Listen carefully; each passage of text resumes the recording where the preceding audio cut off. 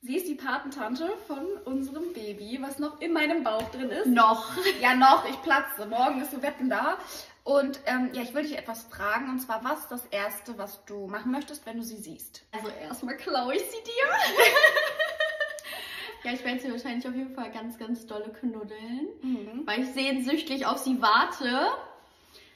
Ja, ich weiß es gar nicht, die Zeit genießen. Ich glaube, man ist so, also ich bin ja selber so aufgeregt, jeden Tag schwärme ich so darauf hin, bis die Kleine endlich da ist. Und man genießt, glaube ich, einfach den Moment. Ein paar Fotos werde ich von ihr machen. Bestimmt hast du dann auch schon so eine Mama Schleife, die du ihr direkt so drauf machst oder so. Ja, wenn sie viele Haare hat, ich nehme mal Ich glaube, sie wird keine Haare haben. Weißt du nicht? Nee, sie hat bestimmt keine Haare. Wer weiß. Der Kleine hatte auch ein paar Haare. Nee, der hatte nur so ganz hinten so ein bisschen Haare, der Arm. Ja, aber ein bisschen. Jetzt hat er schöne Haare.